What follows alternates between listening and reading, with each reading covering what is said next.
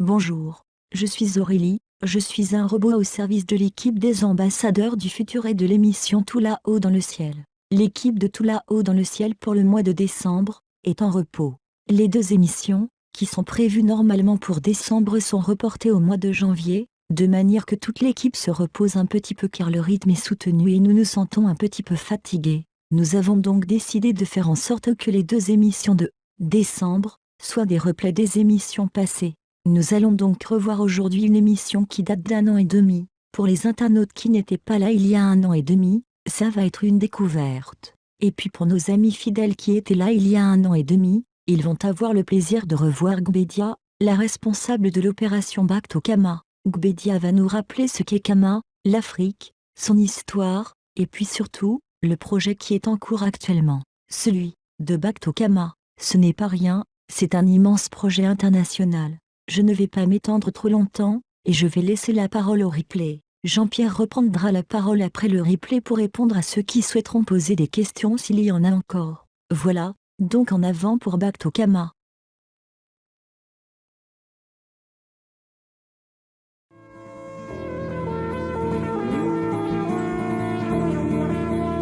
Tout là-haut dans le ciel, de grands yeux te regardent, et toi tu ne les vois pas. Tout là-haut dans le ciel, au milieu des étoiles, des gens vivent tout comme toi. Ça fait bien longtemps qu'ils sont venus pour créer la vie sur notre terre. C'est le premier homme qu'ils ont fait. Ils se sont mis à l'aimer. Bonsoir à toutes, bonsoir à tous. Je suis Jean-Pierre Saunier, je suis guide raélien. Je suis également membre donc des ambassadeurs du futur et c'est avec un énorme plaisir que je vous accueille ce soir. Nous allons passer une soirée intéressante et très particulière puisqu'on va voyager dans un petit coin de la Terre, là, du côté donc de Kama. On va aller faire un tour du côté de Kama durant toute cette soirée. Alors tout d'abord, les ambassadeurs du futur, qui sont-ils? Je vous les présente très rapidement. Ce sont les guides raéliens qui ont pour mission d'aller au contact, donc rencontrer donc un maximum de gens qui sont à même de pouvoir entendre le contenu du message que nous portons avec nous à travers la planète, et puis de faire en sorte que ces personnes puissent influencer l'humanité pour qu'elle prenne le bon virage qui va nous permettre d'aller vers l'univers infini et à un moment donné rejoindre d'autres civilisations extraterrestres après avoir réglé nous-mêmes nos problèmes, parce qu'on en a quelques-uns à régler. Et ce soir, on va aborder un de ces sujets qui nous intéresse et qui va faire qu'on aura une humanité qui va être en parfaite harmonie d'ici quelques temps. C'est ce que nous souhaitons. Je vais laisser maintenant la parole peut-être, non déjà, voir Evelyne. Evelyne, si tu veux bien te présenter très rapidement avec un beau sourire comme tu sais faire. Tu accueilleras les personnes de YouTube et puis des personnes de notre salle qui voudront poser des questions le moment voulu. Merci Evelyne. À tout à l'heure. Bonsoir tout le monde. À tout à l'heure donc. Et je vais vous laisser maintenant dans les mains de Marilyn qui va accueillir notre invité du jour. Voilà Marilyn, à toi la parole et bonne soirée.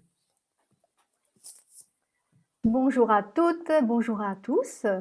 Ravie de vous revoir pour cette nouvelle émission Tout là-haut dans le ciel. Alors aujourd'hui, c'était la journée du bonheur. J'espère que cette journée vous a inspiré. Et nous avons le bonheur justement aujourd'hui d'accueillir donc Gbédia Dodo. Gbédia qui vit aux États-Unis et en même temps à moitié États-Unis, moitié Kama, qui est guide évêque raélienne depuis de nombreuses années, raélienne depuis plus de 30 ans. Au niveau professionnel, Gbédia a une formation universitaire. Gbédia, tu es docteur et professeur de biotechnologie et de biologie moléculaire. Tu es aussi inventeur, entrepreneur, scientifique et présidente d'une société de biotechnologie. Et tu as été la première a proposé et a développé une arachide hypoallergénique, une cacahuète sans allergène, pour laquelle tu détiens 3 brevets. Tes intérêts de recherche portent sur l'utilisation consciente de la science, et ça nous touche beaucoup, et de la technologie pour améliorer les conditions humaines.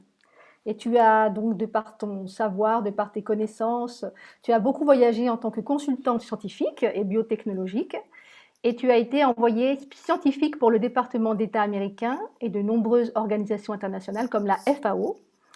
Et un autre côté que j'aime beaucoup, tu es engagé pour montrer la voie du leadership féminin.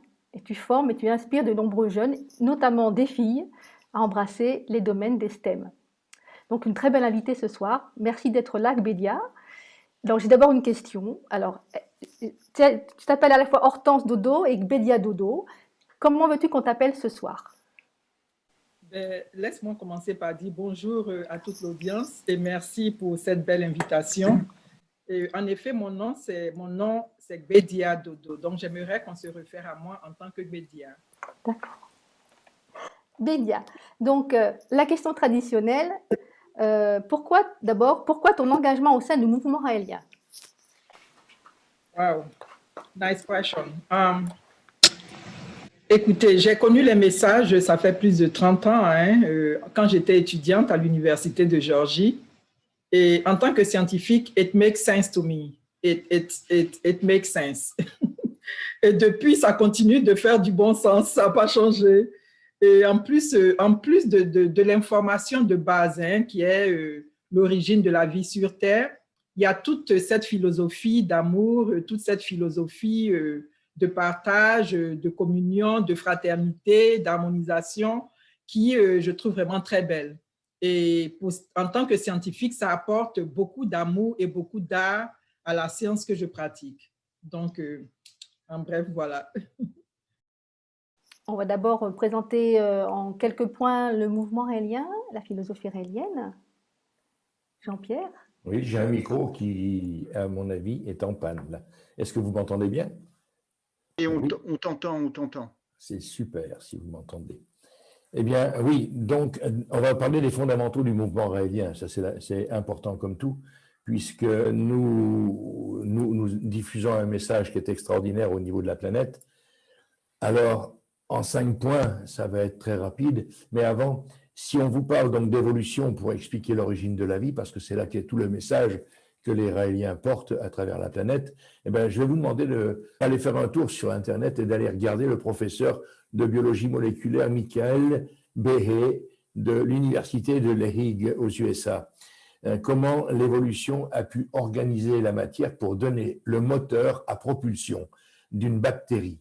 Ça, je vous invite vraiment à aller jeter un coup d'œil là-dessus parce que c'est quelque chose de phénoménal. Vous allez découvrir un moteur biologique que nous ne sommes pas capables aujourd'hui de produire, de fabriquer avec toutes les technologies dont nous disposons. Ça, c'est juste une petite entrée en matière pour vous parler donc de la vie, de l'organisation de la vie et de ce que c'est qu'un petit organe, vous savez, juste pour faire bouger une flagelle d'un spermatozoïde ou d'une bactérie.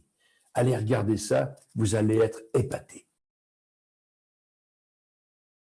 S'il n'y a pas d'évolution, nous ne voulons pas parler d'évolution, nous les Raéliens, nous sommes des créationnistes, mais athées.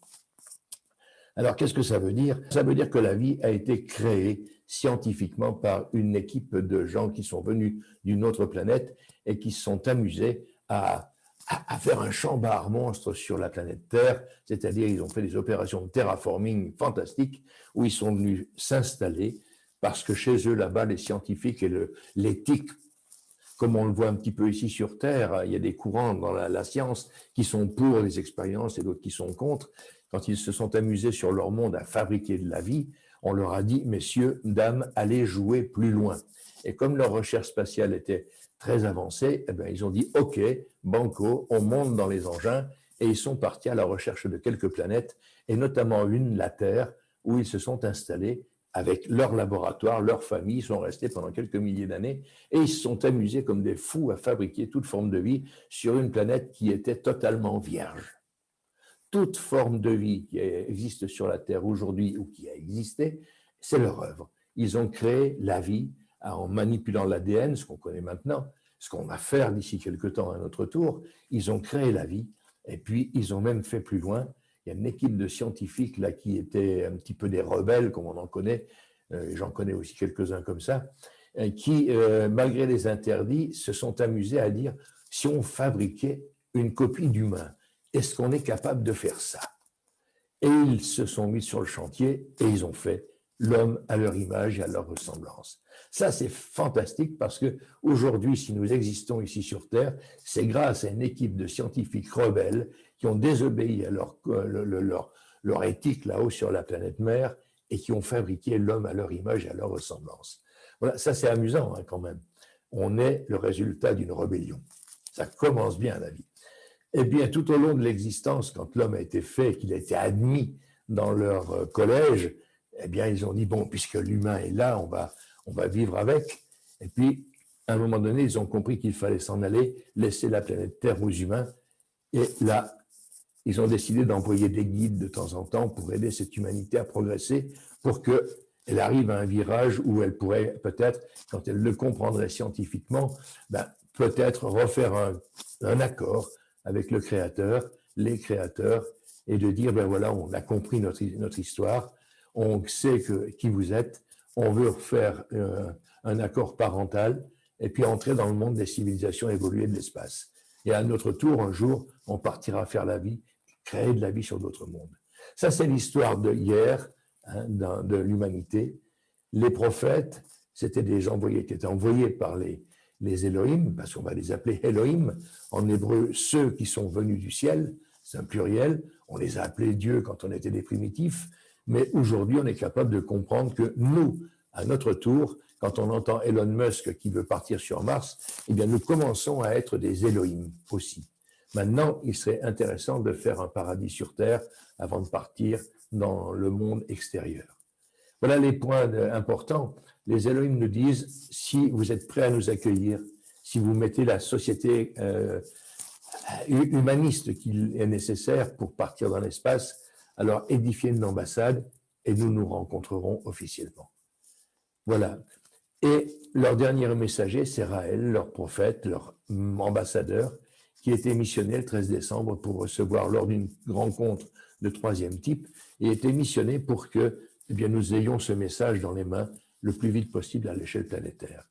À nous de comprendre, à nous de mettre notre intelligence en marche, réfléchir, analyser, regarder le passé, regarder le présent scientifique et ce qu'on peut voir demain, et on sera à même de pouvoir, à notre tour, devenir des Elohim. Voilà les quelques points qui sont importants pour montrer ce que c'est que l'histoire de l'humanité et notre mission de nous, de Raéliens, de faire partir ce message. Mais ce soir, c'est un élément particulier. On va parler justement de l'homme avec toute son aventure, ce qui a pu se passer, et notamment sur un territoire que l'on connaît bien, c'est l'Afrique, un nom d'Européen, Afrique, mais à l'origine, l'Afrique avait un autre nom. Marilyn, je te laisse avec Bédia pour pouvoir parler de tout ça. Oui, merci Jean-Pierre. Donc, effectivement, l'Afrique a été nommée Afrique en 1858 à la conférence de Berlin. Son nom précédent, c'était Kama. Et justement, Bédia, peux-tu nous donner un peu l'histoire de Kama? Moi qui suis occidentale, je n'ai pas appris ça du tout à l'école. J'aimerais bien que tu nous en parles. Ok, merci Marilyn. Si vous permettez, je vais partager mon écran pour partager quelques slides. Vous voyez mon écran? Ok. On ne le voit plus, ton écran, là. Tout à l'heure, on le voyait, maintenant, on ne le voit plus. Ok, vous le voyez maintenant? Oui, oui, on le voit. Super. Ok. Donc, Marlene, merci encore, Jean-Pierre, à toute votre équipe d'experts. C'est bon d'entendre les 5 points qui ont été présentés par Jean-Pierre de façon très simple, mais très belle. Oui, j'ai été invitée pour parler de Back to Kama. Back to Kama, on va parler de l'Afrique. Kama, qui est le nom que les Africains donnent au continent africain, Kama. Donc, le continent, c'est Kama et les personnes, ce sont les Kamites. Alors, avant de parler de Back to Kama, qui est vraiment le projet dont je suis responsable, Jean-Pierre m'avait demandé de faire un quick aperçu de l'Afrique avant l'invasion des Européens. Alors, je pense que dans la présentation tout à l'heure, voilà un peu comment je compte faire ma présentation. Je vais parler des royaumes et des empires avant l'invasion européenne, ensuite parler de la technologie, des Kamites et du projet Back to Kama. Alors, avant de me lancer vraiment dans le vif du sujet, permettez-moi de présenter mes assistants. Hein. Ce projet Back to Kama, c'est un projet qui date de plusieurs années. Et donc, Yoropo Bolu, c'est mon assistant planétaire. Et donc, vous le connaissez, il a beaucoup longtemps vécu en Europe, en Angleterre, ensuite en France. Et maintenant, il est Back to Kama. Il a fait son Back to Kama. Et il y a Luindila Mayamona Romuald, qui est mon assistant ici aux États-Unis, et Asanwa Mbado, que vous allez rencontrer tout à l'heure également, qui est mon assistant en Kama. Donc, je suis entourée de très belles personnes, non seulement mes assistants officiels, mais toute une équipe de personnes ici aux États-Unis, au Canada, en Europe, en France, un peu partout, qui nous assistent à faire avancer ce projet de Back to Kama. Alors, Marlene, je parle maintenant, j'y vais avec la première partie de la présentation, c'est bien ça, hein? Marlene? Vas-y. Yes, OK. Donc, rapidement, c'est pour vous donner un aperçu parce que, comme tu l'as présenté tout à l'heure, Jean-Pierre, lorsque les Elohim sont venus, ils ont créé 7 races, hein, c'est ce que les messages nous disent. Et donc, l'une des races, c'est la race noire qui a été créée, la race Kamite qui a été créée dans le continent africain. Et donc, c'est intéressant de voir que ce qu'on nous a appris à l'école, hein, moi, quand j'étais jeune, ce que j'ai appris à l'école, c'est totalement différent de certaines informations qui sortent. Donc, par exemple, un post du Maitreya où il a mis que, bon, quand on regarde à l'Afrique 3000 ans avant BC, comparé à l'Europe, il a dit, lorsque le blanc vivait dans des huttes, vous, les Noirs, vous aviez des civilisations extraordinairement avancées en Afrique. Et nous invite à revenir vers notre racine et d'enlever ces complexes d'infériorité qu'il y a dans la majorité d'entre nous. Alors, rapidement, hein, la plus belle civilisation qui a existé sur cette planète, hein, c'est la civilisation de l'Égypte antique. Hein. L'Égypte antique qui est vraiment, jusqu'à aujourd'hui, malgré le modernisme, malgré toute la technologie qu'on a, qui n'a pas encore été surpassée. Il y a eu la construction de pyramides, il y a eu les pharaons, il y a eu tellement de belles choses qui ont été faites en Égypte antique qu'on n'arrive toujours pas à expliquer aujourd'hui avec la science moderne. Bon, je mets cette diapo parce qu'il y a eu également, au fil des années, une discussion, je devrais dire, une discussion sur l'origine des Égyptiens antiques. Donc, certains disaient non, ce sont des Européens, d'autres, ce sont des Africains. Je pense qu'après plusieurs années de discussion, il est bien clair que les personnes de l'Égypte antique, en fait, sont des Africains. Donc, je vous montre ici le faciès, les cheveux, etc., de certains de ces personnages-là qui ont été peints. Alors, l'Égypte antique, hein, je ne vais pas trop me lancer dedans, mais je pense que nous sommes tous bien conscients de toutes les inventions qu'ils ont pu faire hein, depuis le calendrier, bien avant le calendrier de romain, hein, le Gregorian Calendar. Mais ils ont aussi fait beaucoup d'inventions au niveau de l'astronomie, de la médecine, des mathématiques, et ils ont mis en place des civilisations, des sociétés qui avaient un gouvernement bien établi. Et donc, lorsqu'on regarde, moi, quand j'étais à l'école, on nous a pas du tout parlé de l'Égypte antique, mais on m'a plutôt parlé de Pythagore, de Socrate, de toutes ces personnes-là.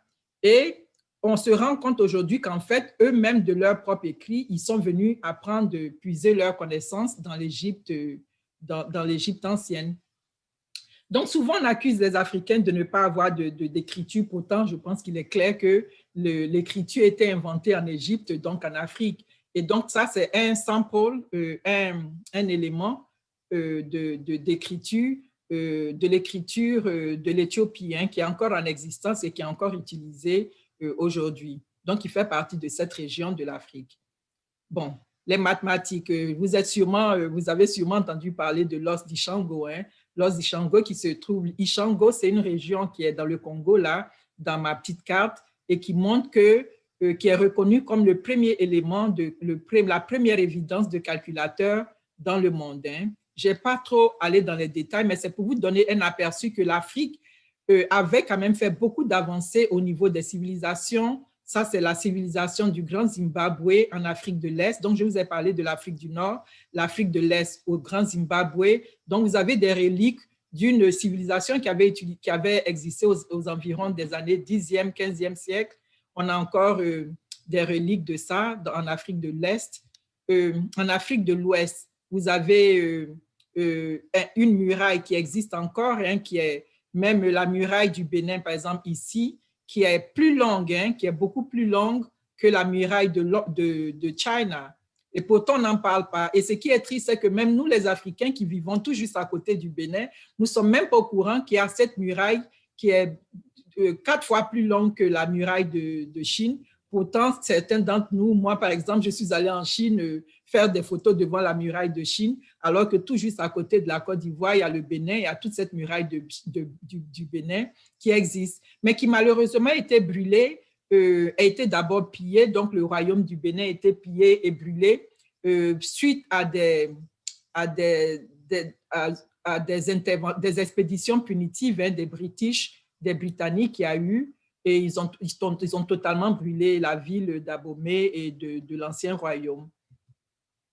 Alors, il n'y avait pas seulement que le royaume, il y avait plusieurs, il y avait le royaume de Ghana, du Mali et l'empire du Songhai, hein, qui existait. Donc, les Africains entre eux faisaient du trading, hein, donc ils vendaient, ils faisaient du trading, de l'or, du sel, du fer. Donc, ils avaient déjà la connaissance du travail, de comment travailler tous ces éléments-là. Donc, au niveau de l'Empire du Mali, hein, qui est un peu différent du Mali actuel, mais qui prend toute cette partie en vert que vous voyez, ils avaient déjà autour du Valais de Niger, de la rive du Niger, voilà, ils avaient beaucoup d'or et beaucoup de sel, etc. Et donc, ils faisaient les trades entre eux. Et donc, le Mali est connu parce que, bon, ça, c'est un autre poste du Maitreya. Hein. Est-ce que vous savez que l'université la plus ancienne, la première université sur cette planète se trouve à Timbuktu. Hein. Donc, voilà des reliques. Donc, Timbuktu, encore une fois, qui a été brûlée par les invaders. Et voilà l'université de Timbuktu. Donc, la première université sur cette planète existait en Afrique. Et bon, on a vu également dans certains postes qui ont été faits, l'université de Timbuktu qui ressemble beaucoup au Westminster Parlement en Angleterre. Donc, ces civilisations-là, dans cette partie de l'Afrique de l'Ouest, avaient déjà les connaissances de l'astronomie, hein, tout comme en Égypte. On a tous entendu parler du Dogon, qui avait une connaissance très, très élevée des 2 étoiles, Sirius et Ebi, qui ont seulement été connues par la science moderne, hein, je dirais, seulement dans les années, je crois, dans les années 80. Et donc, ils avaient bâti des civilisations très, très belles et très, où les gens vivaient en harmonie bien. Ils avaient développé beaucoup l'art du cuivre, l'art du fer, l'art du bois, du bronze, etc., de l'ivoire. Donc, une civilisation a fait des arts aussi bien avancés et une civilisation qui a déjà un certain niveau d'avancement. Donc, c'est un peu, dans les textiles également, c'est un peu la situation où l'Afrique était. Donc, ils avaient déjà organisé des royaumes, ça c'est un peu dans le royaume Akan, et au Ghana, donc qui est maintenant la région du Ghana, qui est très riche en or. Donc, ils avaient déjà organisé toute leur vie sociale et ils avaient mis en place des gouvernements qui leur permettaient de vivre bien. Donc, ils avaient des sociétés où il n'y avait pas de prison, il n'y avait pas de police, il n'y avait pas d'asile psychiatrique et ils avaient une façon un peu plus personnelle de gérer tous les problèmes sociaux qu'il y avait. Donc, c'est un peu dans ce background qu'il y a eu l'invasion européenne. Donc, l'histoire, en tout cas, l'histoire qu'on raconte, c'est qu'il y avait un roi, un empereur qu'on appelait Mensa Moussa, qui était à l'époque l'empereur du Mali à cette époque-là. Et Mensa Moussa a décidé d'aller en pèlerinage à la Mecque. Et donc, cette région était tellement riche en or que tout le long de son voyage, il a fait des dons, il a fait des cadeaux à pratiquement tout le monde qu'il rencontrait d'or. Et ça a soulevé l'intérêt des gens, d'abord des Arabes et ensuite des Européens, d'aller voir d'où ce monsieur-là sort son or. Et donc, voilà, apparemment, c'est l'histoire qu'on raconte. Donc, c'est ça qui a provoqué l'invasion européenne. Donc, l'invasion européenne, voilà, on nous parle souvent de la slave trade, on nous parle souvent de la traite des slaves. Il faut qu'on change un peu cette narrative parce que ce n'est pas la traite des slaves, c'est des slaves, des esclaves, voilà.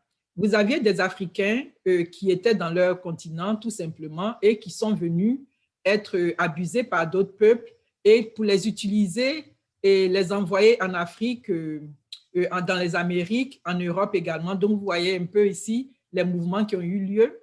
Et il faut réaliser que quand on nous parle de ça, on nous parle surtout du fait que les gens sont partis et c'est l'effort musculaire qu'ils ont utilisé dans les Amériques et tout ça.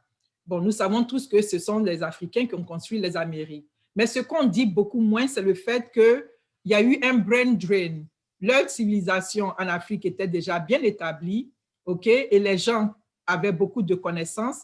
Et dans ce processus de transfert, lorsqu'il y a eu le transatlantique, le voyage transatlantique, bon, ben, les Africains sont venus et les connaissances qu'ils avaient, ils les ont partagées aussi dans cette zone de l'Europe. Donc, les Africains ont continué d'inventer et ils ont fait un transfert de technologie et de leur savoir vers l'Europe et vers les Amériques. On nous parle beaucoup moins de tout ça, mais comme le dit le Maitreya, il y avait eu beaucoup d'inventeurs noirs et des génies et des téléphones portables, etc., qui sont inventés par les Noirs. Donc, le point que je veux faire, je pense que, voilà, je vais m'arrêter là, Marlene, pour dire que voilà un peu, roughly, l'ambiance générale de l'Afrique avant l'invasion européenne. Voilà. Et c'est seulement après ça, donc il faudrait qu'on réalise que souvent on parle, les Africains sont partis, ils ont été des esclaves qui travaillent dans les champs et tout ça, oui, mais ils avaient déjà beaucoup de connaissances et ils ont fait un transfert de leur technologie. Donc d'un côté, il y a eu transfert de technologie, de l'autre côté, il y a eu comment on dit ça là, brain drain. Il y a eu le brain drain. OK, il y a eu un brain drain, c'est-à-dire, bon… La fuite des cerveaux. Une fuite des cerveaux, voilà. Souvent, on accuse et on pense que c'est un problème du 20e ou du 21e siècle. Non, c'est un problème qui avait déjà existé et qui a beaucoup appauvri le continent africain de Kama. Voilà. Eh bien, donc justement, Raël nous dit, pour sauver l'humanité, nous devons d'abord sauver Kama. Et donc, il a lancé quelque chose il y a quelques années. Est-ce que tu peux nous parler de l'origine de cette action? Yes, alors je vais repartager mon écran. Hein. Alors, donnez-moi une minute. Yes. OK. Alors, ça me reprend. Vous voyez mon écran? Oui, oui. OK. Donc, je vais reprendre.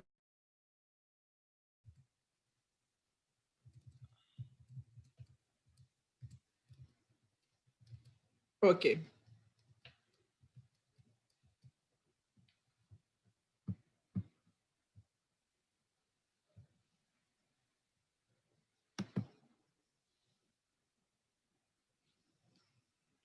Oh.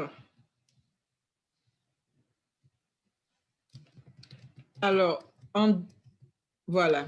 Donc, en avril 2009, le Maitreya Raël a parlé de ce projet qu'on appelle Back to Kama. Alors, donc, c'était à Las Vegas, il était à l'époque, vous savez, il vivait ici aux États-Unis.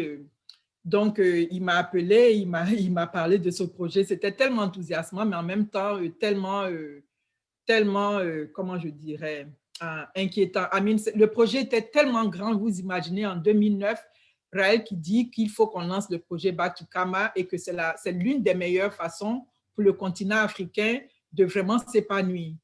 Alors, c'était un gros projet et il a donné, non seulement il a lancé le projet, mais nous a donné les étapes à suivre. Hein.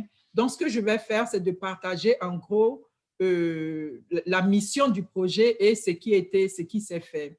Donc, en gros, qu'est-ce qu'on appelle Back to Kama? Donc, le retour en Kama, c'est une mission qui est une campagne d'immigration volontaire hein, qui permet d'encourager les personnes instruites et les personnes riches de toutes les races et de toutes les religions, mais en particulier celles qui sont des descendants d'esclaves ici aux États-Unis et dans les Amériques, à transférer volontairement en Kama la connaissance et la richesse qu'ils ont légitimement accumulées dans les Amériques.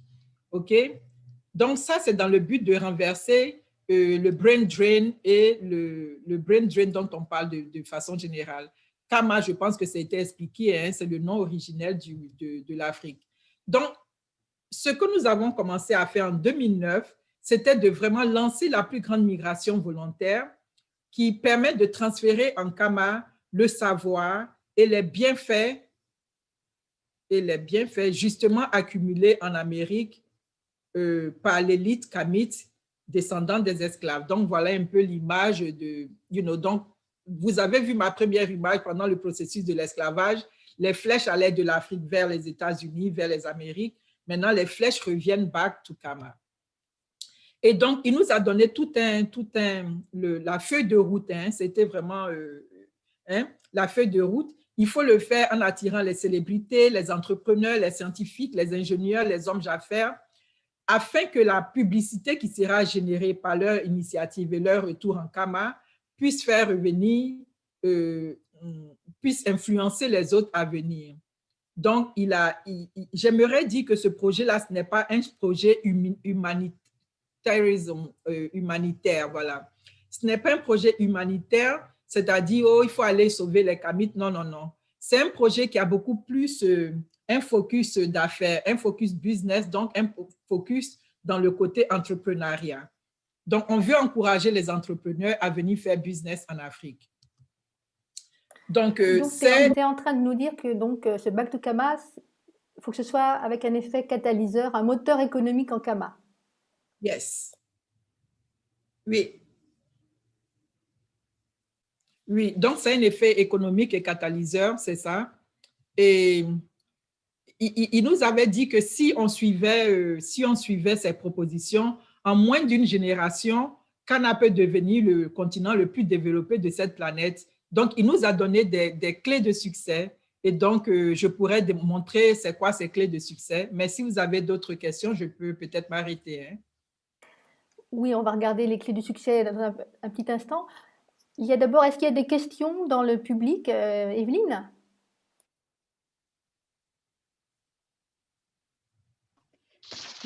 Oui, bonjour à tous. Alors là, j'ai une question justement qui est arrivée. On parle là du chômage en fait. Donc le taux de chômage, par exemple en Côte d'Ivoire, est très élevé, 56% de pauvreté. Beaucoup de jeunes ont des business parallèles illégaux. Comment comptez-vous les responsabiliser, leur montrer un nouvel avenir et surtout leur permettre de devenir des entrepreneurs locaux investis dans le développement économique du pays? OK. Écoutez, je pense qu'avant de répondre à ce type de questions, permettez-moi quand même de finir ma présentation. Ça va donner un peu peut-être plus d'éléments plutôt que de me répéter après. Hein. Donc, je vais peut-être y aller avec les clés du succès parce que je pense que ça va donner beaucoup d'éléments d'informations et de solutions. Donc, dans les clés de succès que le Maitreya a données, il y a certaines actions et certaines activités que les différents gouvernements et les différents pays de Kama devraient faire. De la même façon, il y a des actions que les États-Unis, par exemple, devraient faire. Donc, au niveau des gouvernements de Kama, l'Union africaine a été interpellée et on a demandé que l'Union africaine puisse reconnaître la diaspora africaine, c'est-à-dire que tous ces Américains, les gens de la Caraïbe, etc., comme 6e région du continent africain. Donc, le continent africain, vous devez le savoir, est divisé en nord, sud, est, ouest et centre, donc 5 régions. Et la 6e région sera la diaspora africaine. Mais c'est intéressant parce que, donc, imaginez-vous, hein, le Maitreya a fait cette demande-là en 2009 et je pense que c'est aux environs de toute phase de 2000, je pense 2017, si je me souviens bien, que l'Union africaine a identifié un ambassadeur qui est Dr. Arikana, qui est en bas dans ma diapositive là. Cette dame-là qui est ambassadeur, voilà, de l'Union africaine et que Maitreya a également nommé en tant que guide honoraire pour l'humanité, pour les actions qu'elle a menées. Donc, déjà, un de ces clés de succès là a déjà été, qui avait été prophétisé par Maitreya, c'est déjà concrétisé. Une autre clé de succès, c'est au niveau maintenant du gouvernement des États-Unis. Parce que l'un des éléments, c'est le fait que le Maitreya disait que les prisonniers, les autorités américaines devraient libérer de prison tout prisonnier américain descendant de Kama, qui est prêt à retourner en Kama. Ça faisait partie de l'une des clés de succès. Et bon, vous devez savoir qu'ici aux États-Unis, la grande majorité des personnes incarcérées, ce sont les Américains noirs. Et le problème, c'est que le pays a maintenant des difficultés pour pouvoir supporter financièrement toutes ces personnes-là. Une autre clé de succès, il nous a demandé d'encourager les pays africains à faire des zones franches avec une exonération d'impôts. Donc, exonération d'impôts, c'est-à-dire on ne paye pas d'impôts pendant un certain nombre de temps. Il nous a même donné l'exemple de l'Irlande. L'Irlande qui était, si je comprends bien, un pays pauvre, mais qui, grâce à ce type de zone franche, a réussi à s'enrichir. Donc, en Côte d'Ivoire, il y avait le projet Vitible. Je ne sais pas s'il y a quelques sites Tailly ou Boni sont connectés, ils seront bien. Un projet qui est le village de l'information, village de la technologie, de l'information et de la biotechnologie. Un projet dans lequel je me suis personnellement mêlée. J'ai pris une année sabbatique de l'université pour aller assister ce projet qui est en fait le projet Scientopolis dont nous parlait le Maitreya. Donc, c'était une cité des sciences et des technologies nouvelles et mon apport dedans, c'était d'envoyer le côté biotechnologie. Donc, il y a eu vraiment beaucoup d'éléments, beaucoup de choses qui se sont faites. Et vous voyez en bas, la personne qui avait eu l'idée géniale, c'est M. Vincent Kragbe Gadou, qui malheureusement est retourné à l'infini, ça fait 2 années de cela. Mais Boni et moi, nous sommes impliqués pendant 1 an. Nous avons travaillé vraiment pour essayer de faire de ce Scientopolis-là quelque chose de réalisable et de bon. Une autre clé de succès, c'est le secret bancaire. Il nous a donné l'exemple de la Suisse qui, grâce au secret bancaire, est partie d'un petit pays montagneux à l'un des pays les plus riches d'Europe. Donc, on peut s'inspirer de ce qui s'est passé en Suisse pour pouvoir mettre en application en Kama.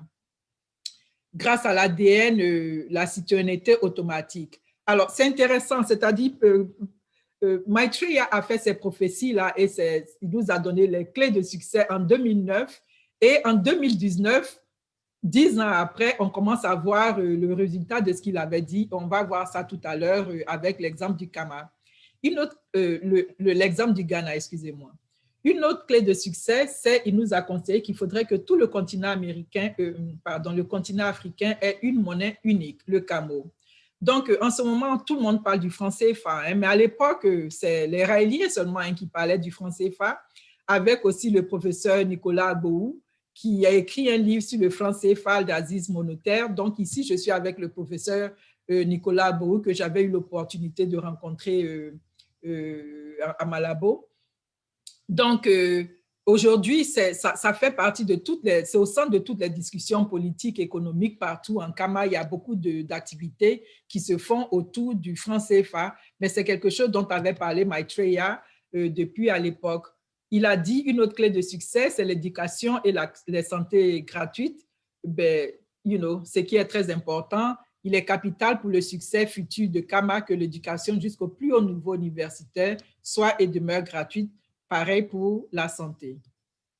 Alors, parlant d'éducation, nous avons ici, je suis ici avec, dans une photo là, avec l'équipe du Congo. Donc, vous avez Tchelik, Maïnga, Chadera, et au milieu de nous, là, vous avez l'illustre professeur Théophile Obenga, qui est quelqu'un qui a travaillé avec Cheikh Anta Diop. Donc, en tout cas, pour la communauté africaine, c'est quelqu'un qui est vraiment très connu et qui a été aussi nommé par le Maitreya comme guide honoraire pour l'humanité, pour tout ce qu'il fait pour élever le niveau de conscience de la jeunesse africaine. Alors, l'un des piliers de ce projet, c'est le rôle des rois et des chefs traditionnels. En fait, ce sont les autorités traditionnelles, parce que souvenez-vous, lorsqu'il y a eu la traite, la transatlantique, là, le commerce transatlantique, il n'y avait pas encore les pays, il n'y avait pas Côte d'Ivoire, Burkina Faso, Mali, non. Il y avait des régions, il y avait des royaumes, il y avait des empires, etc. Et donc, si on veut que les gens reviennent en Kama, ils ne vont pas forcément revenir dans un pays qui n'existait pas à l'époque où leurs ancêtres ont été pris, mais ils vont aller dans un groupe ethnique. Donc, c'est ces rois-là qui auront vraiment le pouvoir de les accepter, de les welcome, de les welcome back chez eux. Donc, voilà, Marlene, avant que je montre l'exemple de Larry avec la vidéo, je peux peut-être m'arrêter brièvement pour voir si tu avais quelque chose d'autre à dire avant qu'on lance la vidéo de Someda. Alors, on va revenir justement sur une vidéo de Raël, du Maitreya Raël. Steve, est-ce que tu peux la lancer?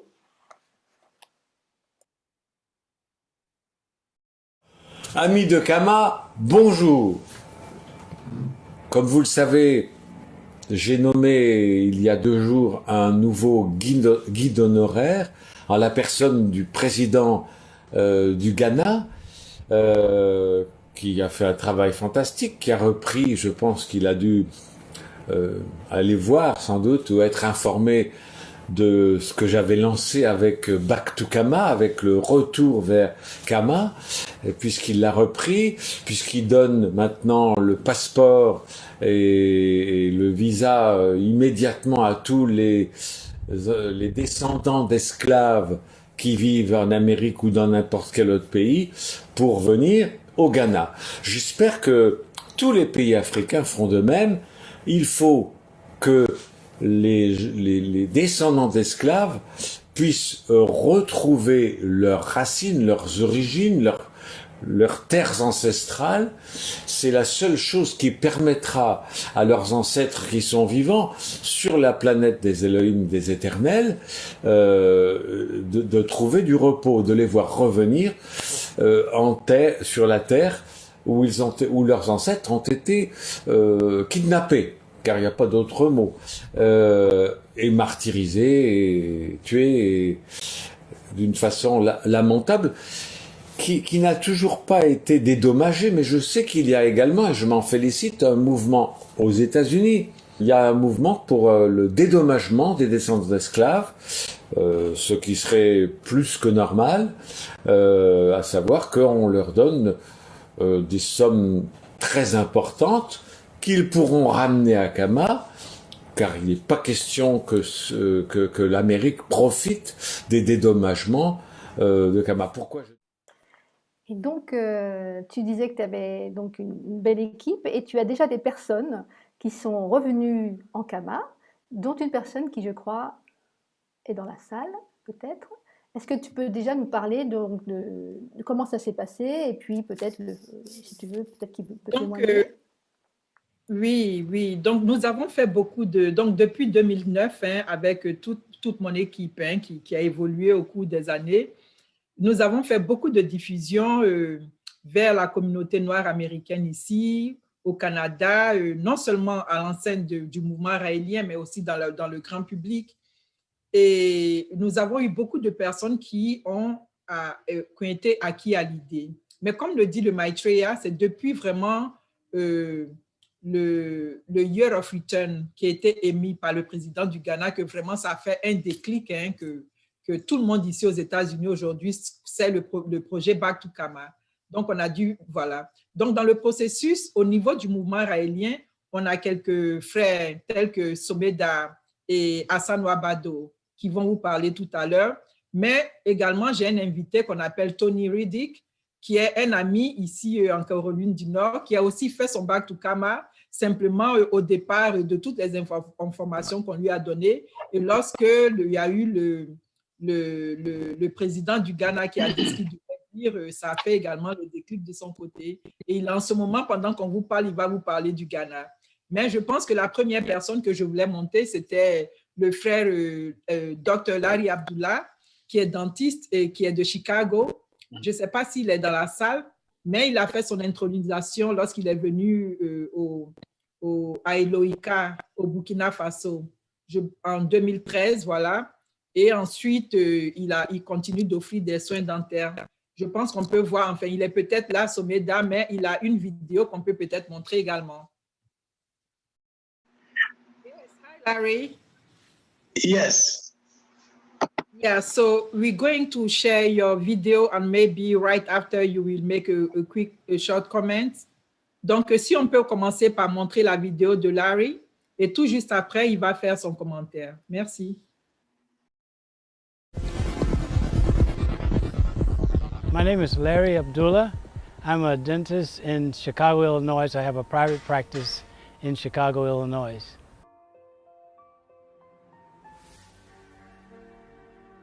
This Back to Kama project was initiated by Maitreya Rail with the intentions of encouraging the black diaspora to return to Africa with their knowledge and wealth and skills to help the continent to grow and to prosper.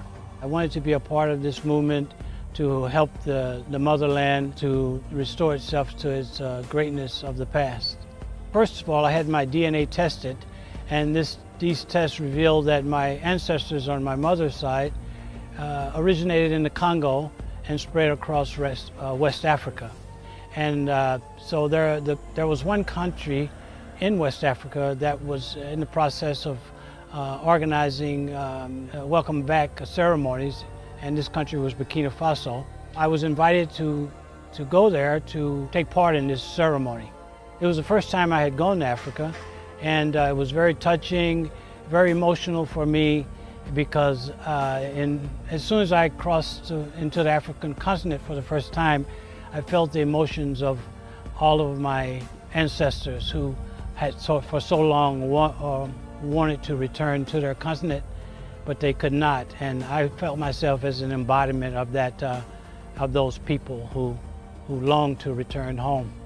So it was an emotional experience for me. Since I went there, I thought about the possibility of providing some dental services there, but I had never had an opportunity to go to Kama, so I decided that I wanted to set up my own project to provide dental services to the people of the community which I had just rejoined. Basic services that I'm providing there are emergency services, relief of pain and discomfort, and hopefully in the future I'll be able to expand that project to be able to include some restorative services as well. The people are very appreciative of us coming there. We mainly do extractions there, and each time that we're there, they are very appreciative of us coming and helping them to relieve their pain. In many instances, they're not able to eat, or they haven't been able to eat for a few days, and they're in tremendous pain. So our services help to alleviate much of that pain and discomfort. It's always a rewarding feeling to know that you've helped someone. As a community, we like helping people. I feel connected with that project in having returned to Africa and being able to even provide services of this nature. I was very excited about this opportunity of the Back to Kama project, because for the first time in my life, I saw an opportunity where I could actually plan to return to Africa and to carry out this dream to one day return to Kama.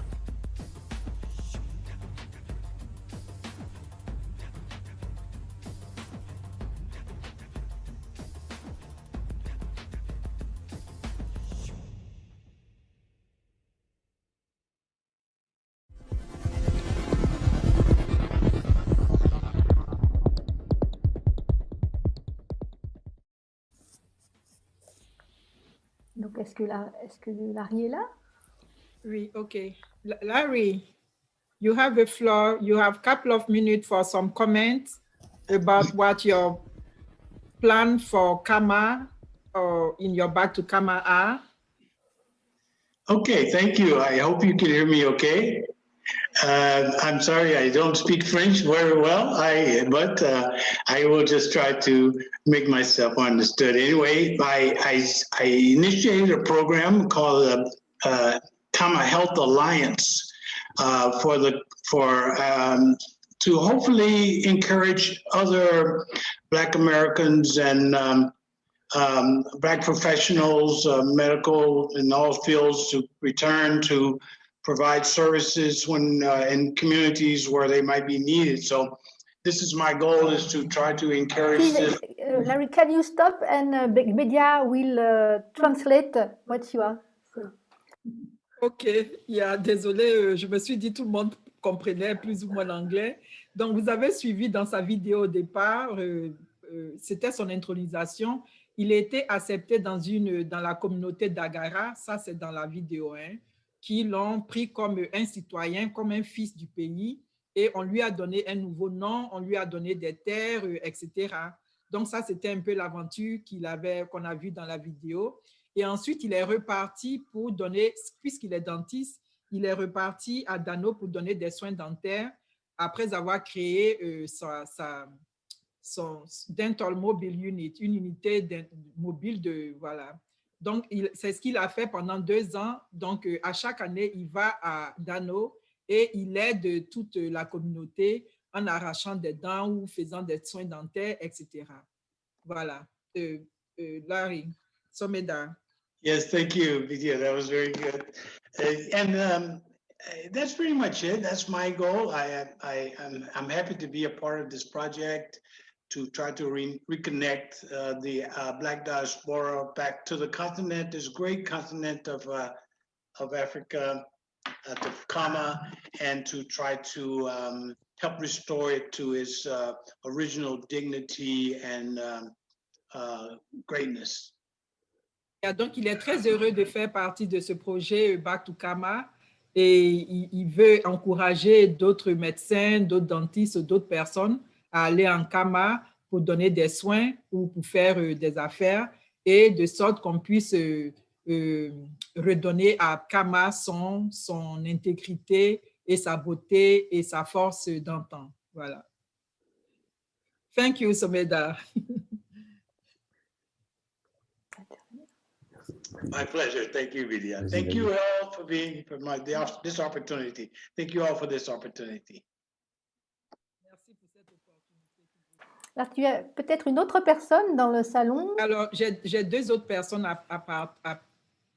donc un autre Israélien, Kelvin Green, qui a fait son intronisation et qu'on appelle Asanwa Bado. Asanwa, are you in the room? If you are in, on peut peut-être commencer par montrer sa vidéo, la vidéo que vous aviez commencé à montrer. Si vous pouvez la montrer, et puis il va faire un commentaire tout juste après. Vas-y, Steve.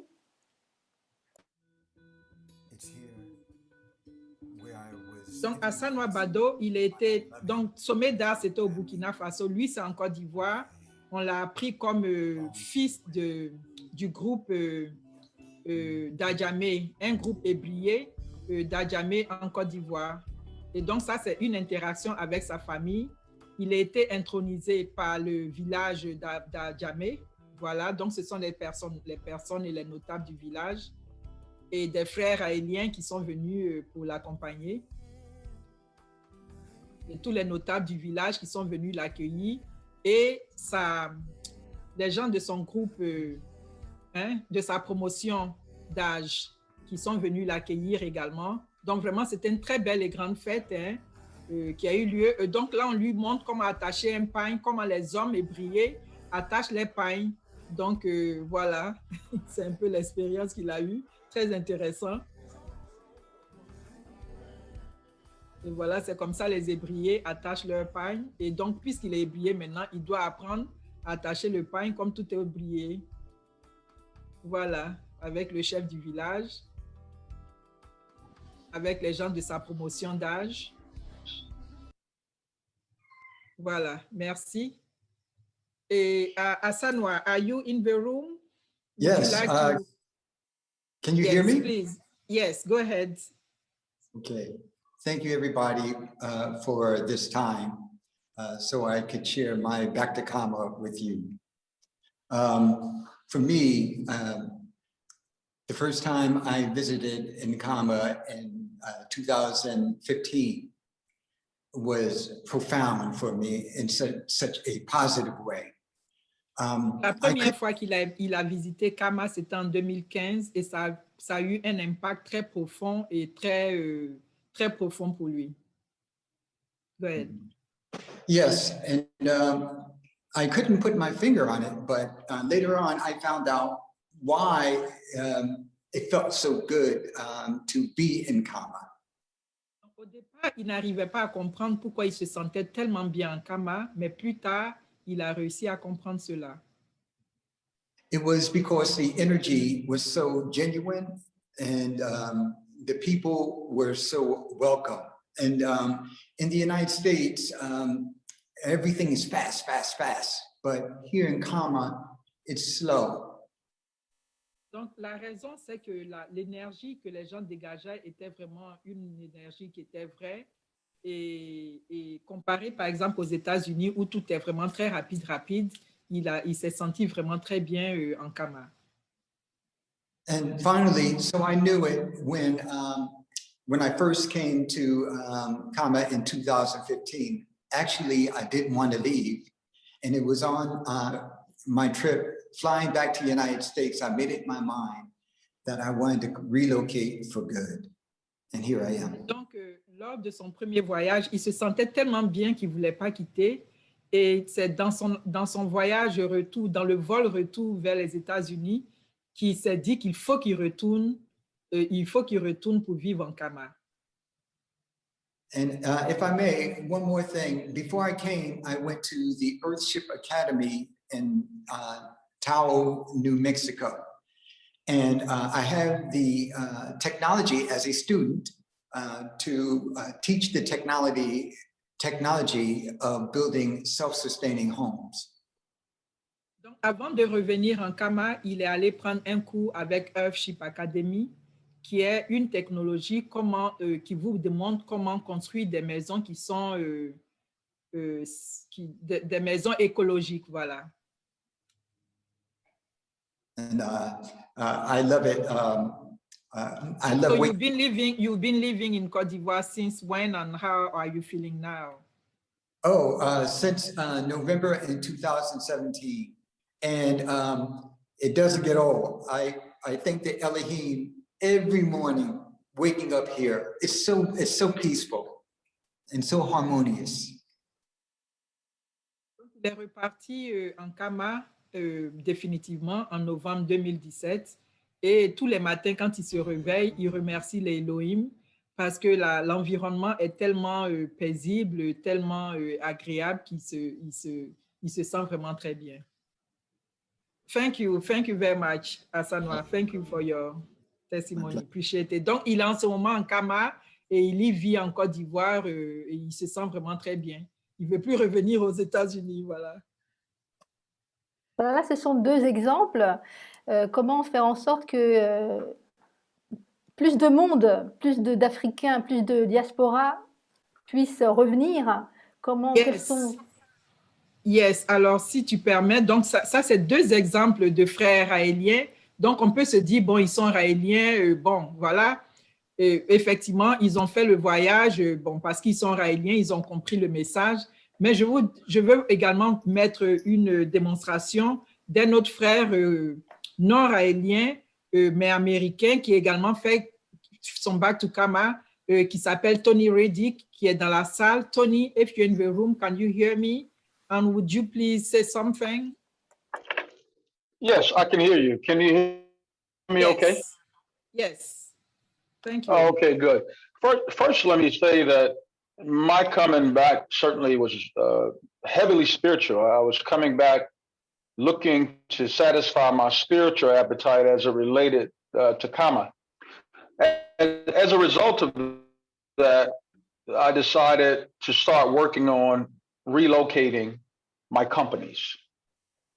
Yeah, donc, pour lui, son retour en Kama était vraiment très spirituel.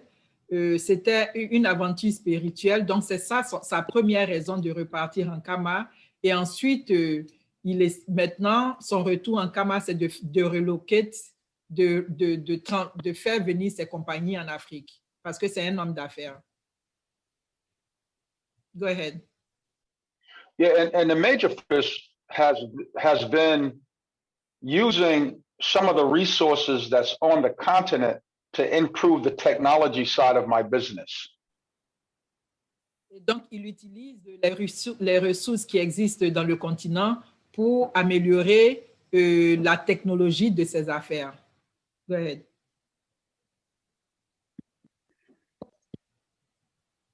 Yeah, so this also includes the real estate development as well as some of the fashion line that we're starting to come up with some of the local designers. And the last thing I'd like to say is that in about the year 2050, Africa will have the largest single consumer market in the world. Yes. Excuse me. So I wanted to translate, excuse me. So il a commencé à travailler dans le domaine de real estate, dans le domaine de l'immobilier, voilà, de l'immobilier. Et aussi, il fait des éléments de designer. Je vais vous montrer tout à l'heure dans les slides. Il fait des vêtements pour hommes avec intonation africaine. OK. So, yeah, so I'm done with the designer. Go ahead, please, Tony.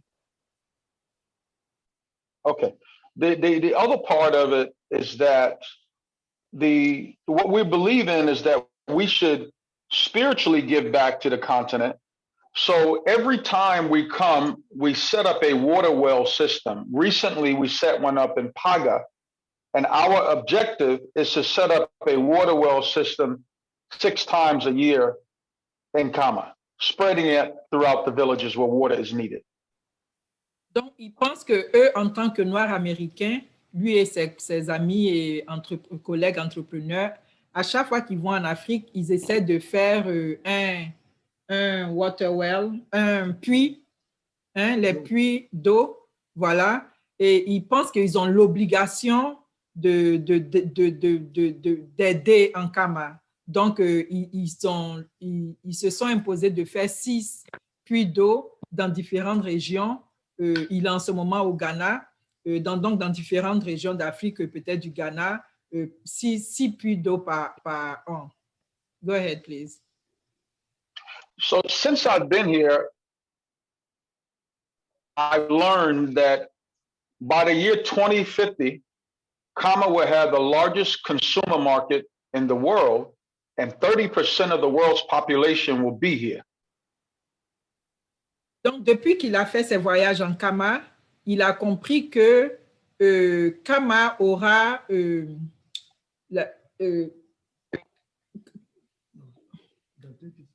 by the year 2050, donc par l'an 2050, Kama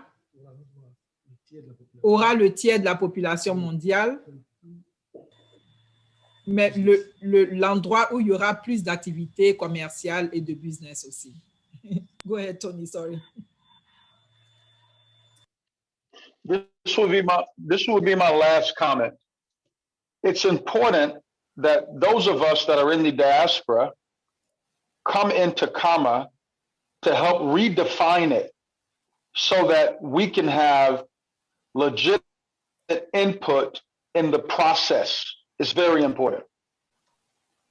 C'est important que les Américains de la diaspora, les Noirs américains, ils puissent participer, ils puissent avoir des inputs, ils puissent participer à ce qui se passe en Kama pour permettre de redéfinir la direction du continent. Ils pensent que c'est très important. Ça veut dire que quelque part, il faut qu'il y ait des instances gouvernementales ou des organisations internationales, les ONG et autres, qui soient en mesure de soutenir cette action. Les Raéliens, c'est une chose, ils peuvent faire beaucoup, énormément de choses, mais il faut qu'ils sachent aussi mobiliser les autres organisations qui sont capables de les amener, et les gouvernements aussi africains, puisque Tu disais tout à l'heure, Média, que le président donc, du Ghana a fait l'année dernière quelque chose d'assez fort dans ce sens-là, et il a été nommé par Raël comme guide honoraire pour son action. Yeah. Et je vais peut-être montrer mes dernières slides tout à l'heure, mais peut-être pour finir avec Tony, qui n'est pas raélien, donc tout ce dont il parle, c'est des activités qui sont totalement en dehors des activités raéliennes. So Tony, your last word, please. Yes. So with that being understood, it's important that when we come back, we don't just come back looking at it from an economical perspective. We really have to tie in the spiritual elements as it relates to the continent so that we can put this continent back where it deserves to be. That's all I have to say. Very much, Tony, for your input. I appreciate it.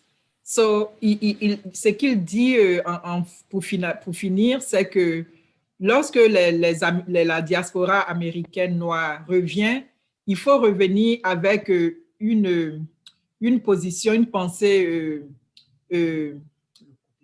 spirituelle en plus du côté économique pour repositionner vraiment le continent et redonner une direction au continent pour qu'elle reprenne sa place normale dans l'histoire de l'humanité. Thank you very much, Tony. Thank you. Thank you. Appreciate it. Thank you. Une fois de plus, Média, ce que je constate, moi, dans ce que j'entends et ce que je vois, c'est que les Kamites ont toujours un esprit très généreux, parce que de tout temps que j'ai pu voir, j'ai pratiqué l'Afrique un petit peu aussi, j'ai toujours vu cette générosité, et là, dans les discours que j'entends de la générosité pour venir donner de l'aide, amener quelque chose, et pas nécessairement, comme certains pays, prendre. Ça, c'est quelque chose qui est très enthousiasmant dans ce discours que tu fais passer là, avec tes amis, c'est formidable. Yeah. En effet, merci. Les gens se réalisent, quoi. Effectivement, on se sent tous partie prenante pour remettre Kama à sa position d'origine, quoi, et pour qu'elle puisse jouer le rôle qu'elle doit jouer pour sauver l'humanité, comme l'a dit le Maitreya. Alors, j'ai vu qu'il y avait des acteurs qui commençaient à regarder du côté de Kama. Et donc, c'est un appel aux personnes riches, aux personnes célèbres, etc. Et comment est-ce que les pays, par exemple comme les États-Unis, vont réagir si Kama rappelle toutes ces richesses kamites? Ils vont être dépossédés. Comment ils peuvent réagir? Yeah, alors donc, je vais partager mes dernières slides. J'espère que vous voyez mon écran. Donc, on a vu tout à l'heure Calvin Green, Asanwa Bado, il a partagé, après Larry. Il y a Pierre Bolduc également, qui est un membre du mouvement, qui a fait un Back to Kama avec son association Kama Alpha, où il faisait des briques au Burkina Faso. Il y a d'autres personnes telles que Yoropo, Lucie Léra, Jean-Jacques Souchet, Guillaume Demba, Véronique Fouché, etc. Mais je vous ai seulement montré quelques exemples. Et ça, c'est l'exemple de Tony, mon ami noir américain, qui, si vous voyez au milieu, c'est le Water Wells, là, donc un poster qui montre ce qu'ils ont fait, et la ligne d'habits qu'il a en bas à droite. Le président du Ghana, comme l'a dit le Maitreya, ils sont venus puiser dans notre Back to Kama, mais on ne s'en plaint pas parce que, étant une figure très, très, très large, il a permis à ce projet Back to Kama en 10 ans. Donc, nous, on avait commencé en 2009. En 2019, il a fait de ce projet quelque chose à l'échelle planétaire. Donc, on n'avait même plus besoin de faire de diffusion. Donc, partout, vous avez les célébrités telles que Beyoncé, Jay-Z, Steve Harvey, etc. Et encore le Stevie Wonder, qui récemment a décidé d'aller vivre en Kama. Okay. Donc, vous reconnaissez là quelques images de personnes très célèbres ici aux États-Unis, les Akon, etc., qui ont vraiment fait leur Back to Kama, soit le premier voyage, mais il y en a plusieurs qui ont commencé à faire transférer des business ou bien à créer des business. Donc, il y a ECO qu'on veut utiliser comme notre mascotte, qui est vraiment en union parfaite avec ce qu'on dit avec notre projet Back to Kama. Il invite les Afro-Américains à venir investir en Kama, et etc., etc. C'est un artiste chanteur, mais qui aussi a fait beaucoup de choses. Et si vous vous souvenez bien, au départ, là, Maitreyi avait parlé de ses clés de succès, c'est de donner la citoyenneté automatique. Donc, le président du Ghana a réussi à donner la citoyenneté à plus de 126 personnes dans ce projet-là. Et depuis lors, je crois que le nombre de personnes de Noirs américains qui ont la citoyenneté a beaucoup augmenté. Ce qui est beau et ce qui est vraiment tellement prophétique, c'est le fait que le Year of Return ou bien le Back to Kama, donc ils se sont vraiment inspirés de notre projet. Il n'y a rien à dire, quoi, parce qu'ils ont pris vraiment pratiquement tous les éléments qu'on avait dedans. C'est bon, c'est ça notre rôle. C'est qu'en un an, le Year of Return de 2019 à 2020 a généré pour l'État de Ghana 1,9 billion de dollars américains. Est-ce que vous imaginez? C'est beaucoup, beaucoup d'argent que, voilà. Donc, en plus de tout ce qu'on a dit, vraiment, en termes d'économie pour le pays, c'est bien. Et ce projet de Back to Kama, qui est ce rêve-là dont nous a prophétisé le Maitreyi, on peut rêver que 20 ans plus tard, donc ça fait 10 ans, donc on a encore peut-être 10 ans, Kama va devenir le continent le plus développé de la planète. Et c'est très important parce que si on réussit à sauver Kama, nous allons réussir à sauver toute l'humanité. Et donc, pour moi, en tant que raélienne, je pense que c'est très important parce que ce genre d'idée-là ne peut venir que de la tête d'un prophète, quoi. Et non seulement ce genre d'idée pour Kama, mais en fait, on a une solution qui est digne du plus grand crime de toute notre humanité, qui est ce crime-là de mise en esclavage de toute une population sans vraiment raison fondamentale au départ. Donc, voilà. Là, je vais arrêter ma présentation slide. Et puis, si vous avez des questions ou autre chose, on peut les prendre. Merci. Evelyne, as-tu des questions? Oui, tout à fait. Alors ici, nous avons une question concernant la Chine. La Chine entre en masse en Afrique. On me demande comment voyez-vous cet accroissement et avez-vous déjà des partenaires extérieurs, des alliances avec des puissances mondiales intéressées par votre projet? Oui, alors pour la Chine, OK. Maitreyi a ce qu'il nous dit, Kama a plus d'intérêt à s'associer avec la Chine qu'avec l'Europe, par exemple. D'abord parce que la Chine a été, et l'Asie de façon générale, a été des pays colonisés également. Donc, on a ça en commun. Donc, ils ne vont pas forcément venir en colonisateur. Mais effectivement, la Chine, c'est bien. Mais pour ce qui nous concerne, pour le projet Back to Kama, je vais dire la puissance de la communauté américaine est tellement plus forte que si on réussit à faire ce link-là, ça serait beaucoup plus gagné, quoi. Voilà. Donc, notre focus est vraiment plutôt avec la communauté de la diaspora noire américaine, Caraïbes, des Amériques, même de ceux de l'Europe et des personnes comme nous qui faisons partie de la deuxième diaspora. Une autre question, Evelyne? J'ai une autre question ici. Alors, nous constatons une perte de cerveau africain. Alors, soit de 1990 à 2000, de 22 à 31%, faisant perdre donc à l'Afrique plus de 10% de sa main-d'œuvre qualifiée. En 2006, au moins 16 pays africains ont perdu entre 51 et 75% de leurs médecins formés, alors que le continent en manque cruellement. Alors, le non-retour des étudiants africains atteint 83%. Du coup, que proposez-vous pour remédier à cela? Et pourquoi payer des formations aux jeunes en les expatriant et ainsi donc les perdre plutôt que de les former au pays, sachant que c'est quand même de l'ordre de 2 milliards de dollars en 2011 de pertes financières pour le pays africain, pour les médecins qui au final s'expatrient?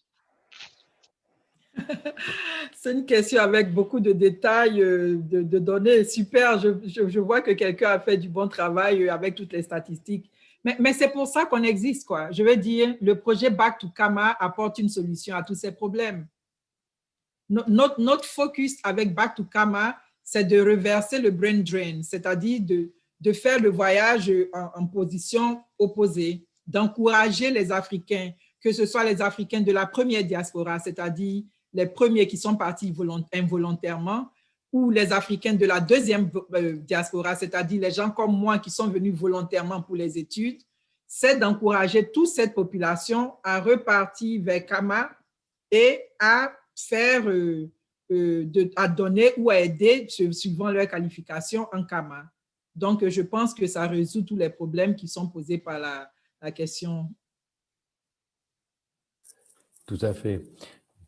Juste pour une touche d'humour, j'aimerais bien, Steve, si tu veux bien passer le président du Ghana, une petite séquence de quelques minutes, juste pour le plaisir. But our main responsibility as leaders, as citizens, is what we need to do to grow our own countries. What are the institutions that work that would allow us to have good governance, to have accountable governance, to make sure that the monies that are placed at the disposal of leaders are used for the interests of the state and not for those of the leaders, to have systems that allow for accountability, that allow for diversity, that allow for people to be able to express themselves and contribute to fashioning the public will and the public interest.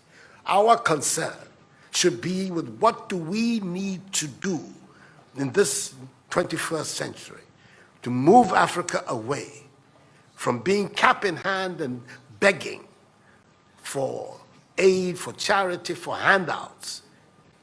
The African continent, when you look at its resources, should be giving monies to other places. We have huge wealth on this continent, in our own country of Ghana. And we need to have a mindset that says, we can do it. Others have done it. We can also do it. And once we have that mindset, we will see it as a liberating factor for ourselves. We keep talking about how it was that Koreans, Malaysians, Singaporeans, who got their independence at the same time as us. We're told of that at the time of Ghanaian independence, per capita Ghanaian income was higher than that of Korea. Today, Korea is part of the first world. So is Malaysia. So is Singapore. What happened? Why did they make that transition? And 60 years after independence, we are where we are. Those are the matters that should concern all of us as Africans, as Ghanaians. And not, when I say so with the greatest of respect to the French president, I think that the cooperation of France is something that I am, as you know, a strong friend of France. I am Francophile, so I don't have any difficulty with that. But I'm talking about our own propulsion, what we need to do to get our countries to work so that we can create the conditions that would allow our young people to forego this hazardous effort to get to Europe. They're not going there because they want to. They're going there because they don't believe they have any opportunities in our countries. So that should be our focus.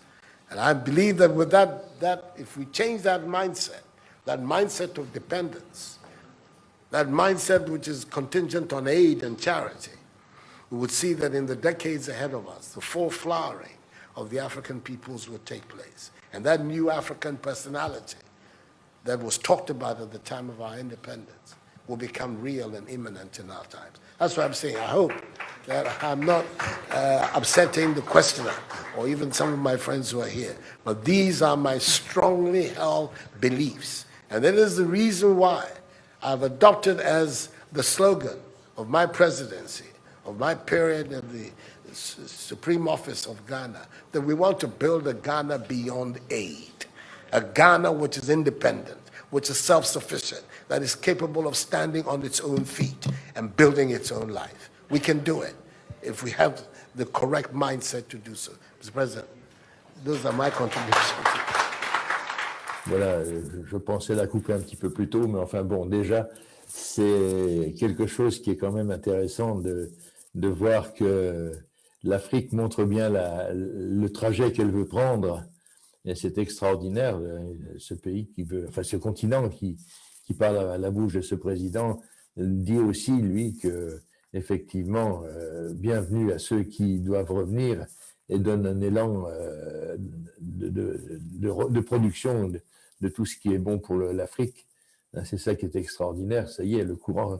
Je crois que le message du prophète il y a 10 ans est bien rentré dans certains esprits et que vous le portez avec beaucoup de, je dirais, de succès, puisque on en voit là, dans les phrases qui viennent d'être données, on en voit juste un petit élément, comment dire, il démontre à l'Occident et aux anciens colonisateurs qu'ils n'ont pas besoin d'eux, il y a autre chose à faire.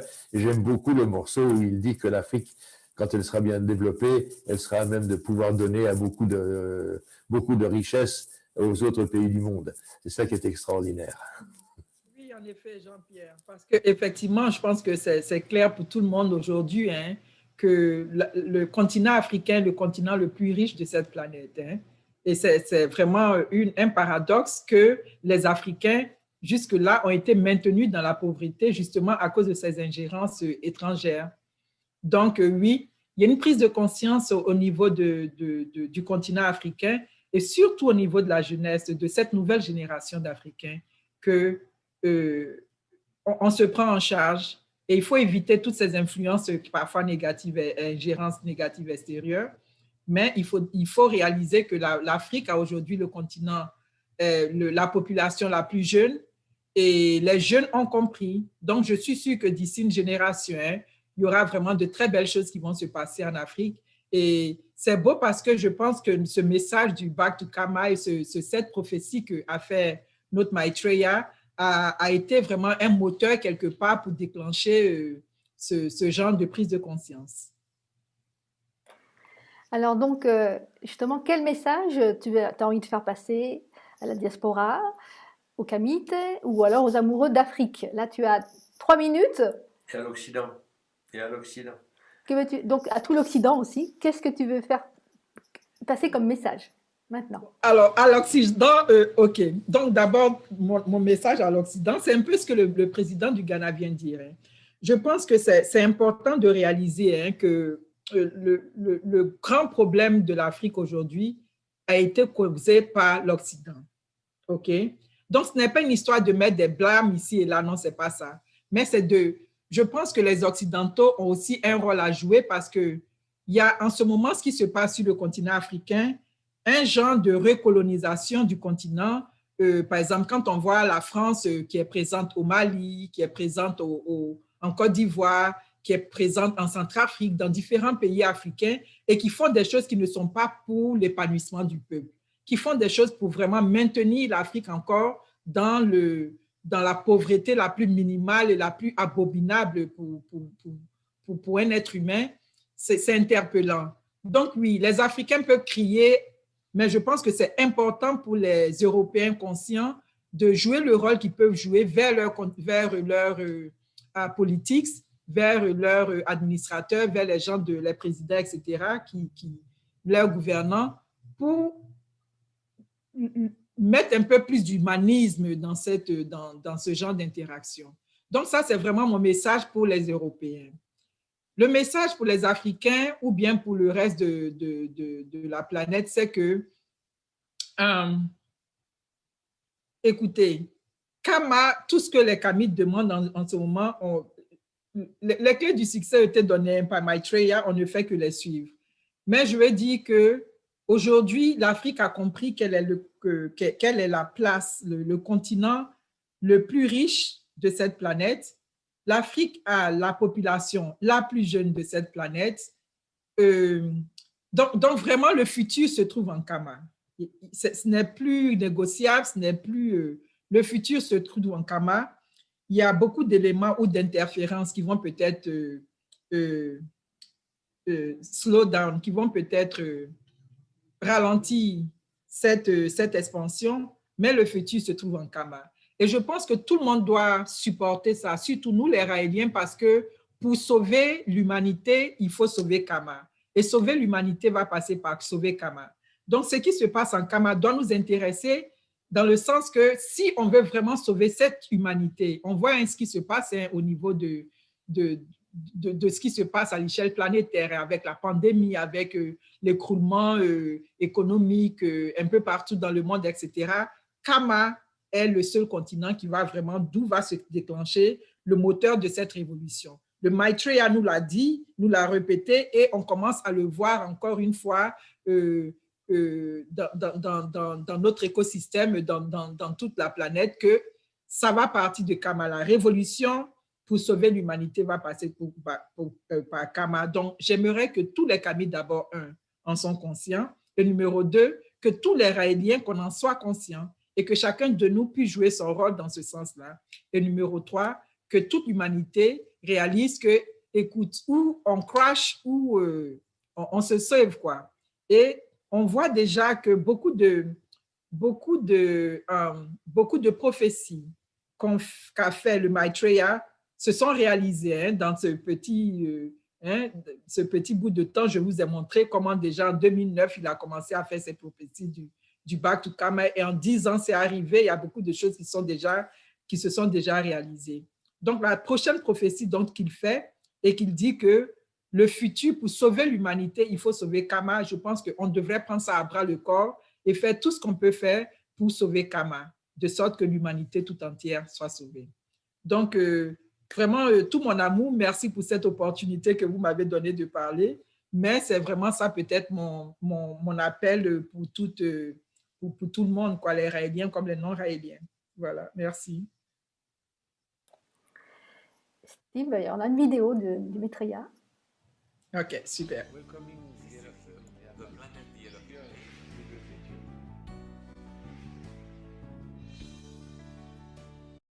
Et dès que des dirigeants commencent à se révolter contre les frontières qui existent, à se révolter contre le franc CFA, c'est quand même incroyable.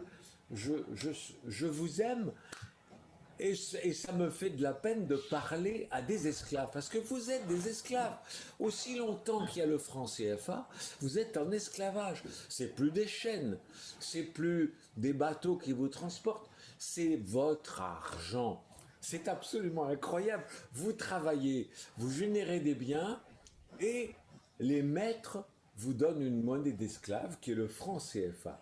Alors moi, je rêve de pouvoir un jour voir la monnaie africaine, qui peut-être s'appellera le camo ou un autre nom, pas très important, mais une monnaie africaine que vous battrez, on appelle ça battre la monnaie, que vous créerez vous-même, et la fin de toutes les frontières à l'intérieur de l'Afrique, des libres-échanges, une circulation des personnes et des biens entre les États d'Afrique, une restructuration de l'Afrique en royaume tel qu'ils étaient avant la colonisation. Il n'y a aucune raison pour qu'il y ait des frontières qui ont été tracées par des gens qui ne sont pas de chez vous.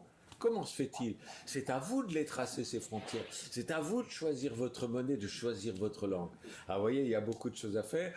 Et même si j'ai bientôt 73 ans, jusqu'à mon dernier souffle, je serai de votre côté et je serai révolutionnaire. Vive Kama, vive la population africaine. À bientôt.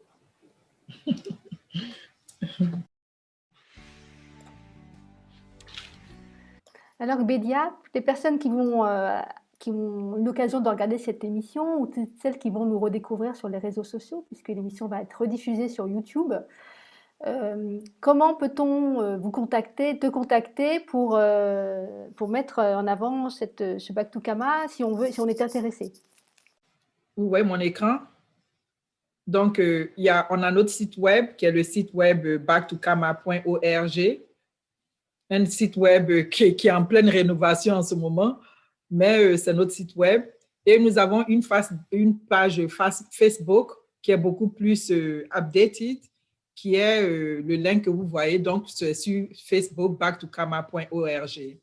Donc, de temps en temps, on a différentes activités que nous faisons de façon générale pendant le mois de février avec Black History Month ici aux États-Unis. On a également la période de Juneteenth qui se fait vers la mi-juin de chaque année. Donc, on a différentes activités que nous menons en termes de Back to Kama. Mais je dois avouer que depuis le Year of Return, toute l'équipe Back to Kama s'est réorganisée parce que la diffusion que nous avions l'habitude de faire n'a plus vraiment son lieu d'être. Hein. La majorité de la cible que nous cherchions a compris le message de retour vers Kama. Donc maintenant, c'est d'accompagner les gens qui veulent faire leur Back to Kama, les accompagner à bien le faire. En ce moment, on est une jeune américaine noire qui est intéressée à faire un Back to Kama. Donc, c'est de pouvoir lui donner des indications, des repères, etc. Donc, c'est un peu ça la nouvelle phase de notre rôle, qui n'est plus seulement un rôle de diffusion, ça continue, mais vraiment le focus est à encourager les gens à faire leur Back to Kama, même les gens de la deuxième diaspora, à faire leur Back to Kama et à bien le faire. Donc, c'est bien ça notre nouvelle phase. Et comme je l'avais montré tout à l'heure, nous avons les gens comme Yoropo Bolu, qui vient à peine il y a quelques mois de faire potentiellement son Back to Kama. Il a quitté la France, il est en Côte d'Ivoire en ce moment. Il y a Guillaume Demba qui, depuis plusieurs années, a un business qui est très successful en Côte d'Ivoire. Et vous avez plusieurs autres personnes qui font ça. Donc, en fait, c'est ça. Comment aider les gens à faire leur Back to Kama et à bien le faire. Non seulement les Africains, mais également les Noirs américains, les Européens, etc. Voilà. Merci Gbédia. Donc, j'ai retenu Back to Kama. Et je te remercie vraiment d'avoir répondu à notre invitation. Est-ce que tu peux te couper ton partage d'écran? Voilà. Je te remercie vraiment d'avoir participé à cette émission. D'abord, on a appris beaucoup de choses sur l'Afrique, beaucoup de choses sur l'avenir de l'Afrique qu'il est possible de faire. Et ben écoute, tiens-nous informés. Et puis nous, si nous avons de notre côté des demandes, on te les enverra. Et en tout cas, bonne continuation. Tu es entouré d'une merveilleuse équipe. Et je suis sûre que dans 20 ans, dans 10 ans, l'Afrique va devenir vraiment quelque chose de magnifique. Merci, en effet, et nous comptons faire notre part. Mais je vous dis merci également pour ce que vous faites. Vous faites votre part. Donnez l'information, non seulement de nos messages, mais des différentes actions que nous menons dans le mouvement. Je pense que c'est très important et c'est quelque chose qui invigore les uns et les autres. Donc là-dessus, merci à vous aussi pour tout ce que vous faites, pour votre chaîne YouTube, pour les différents projets, émissions télé que vous passez régulièrement. En tout cas, merci à Jean-Pierre et à toute son équipe.